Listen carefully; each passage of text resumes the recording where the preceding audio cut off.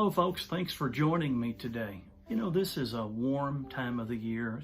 People are anticipating a lot of activities during the fall, and even some people are thinking about celebrating Halloween. But I'd like to ask you today, are you aware of the dangers of Halloween? You know, as I was growing up, I never saw much harm in participating in Halloween celebrations. I never enjoyed them very much personally, but I certainly did enjoy the candy that we received while we were trick-or-treating. I just assumed that Halloween was harmless, just kids having fun. But later I found out that I had been wrong and that this celebration was not harmless.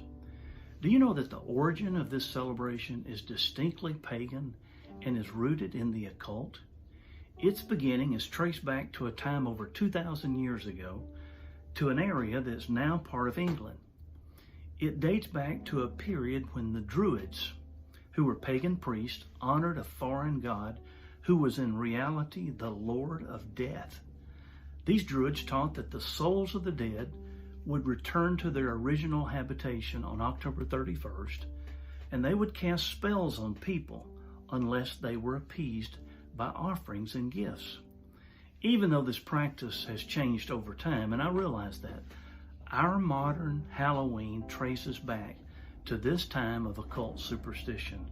Are you aware that superstition, curiosity in the occult, horror movies, and scary haunted houses can actually open a door for the powers of darkness to enter into our lives and rob us of our peace of mind? Please be alerted that Halloween is not the harmless activity that many people think it is. It can bring fear into our lives. With some kids, this fear can produce nightmares and cause them to live in mental torment for years. Folks, God doesn't give us fear, nor does He ever direct us to be entertained by fear. Halloween glorifies evil and darkness, which none of us should ever condone. The truth is that if we consider this matter seriously, Halloween and Christianity just don't mix. As Christians, we should look for some good, wholesome alternatives to Halloween. I encourage you to do your own research into this matter before participating in Halloween celebrations anymore.